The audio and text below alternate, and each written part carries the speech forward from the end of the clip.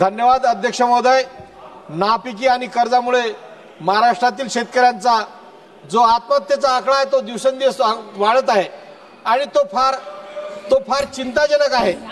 आणि अशा पद्धतीने जर राहिलं तर निश्चितच महाराष्ट्राचा शेतकरी हा पुन्हा आत्महत्येकडे वळेल।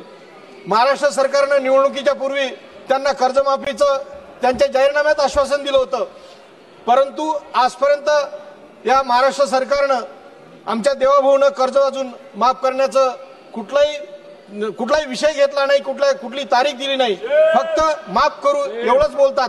मी या निमित्तानं विनंती करेल आपल्या माननीय पंतप्रधानांना की आपल्या पंतप्रधानांच्या मतानं महाराष्ट्र सरकार पूर्णतः ऐकते, आमचे देवाभाऊ ऐकतात, त्यांच्याशिवाय त्यांचं पान सुद्धा हलत नाही। म्हणून पंतप्रधान महोदयांनी त्यांना सक्त आदेश द्यावे की महाराष्ट्रातील शेतकऱ्यांचे कर्जमाफी केली पाहिजे आणि शेतकऱ्यांच्या पाठीशी उभं राहिलं पाहिजे असं ठामपणानं पंतप्रधानांनी सांगितलं पाहिजे, अशी या तुमच्या माध्यमातून विनंती करतो।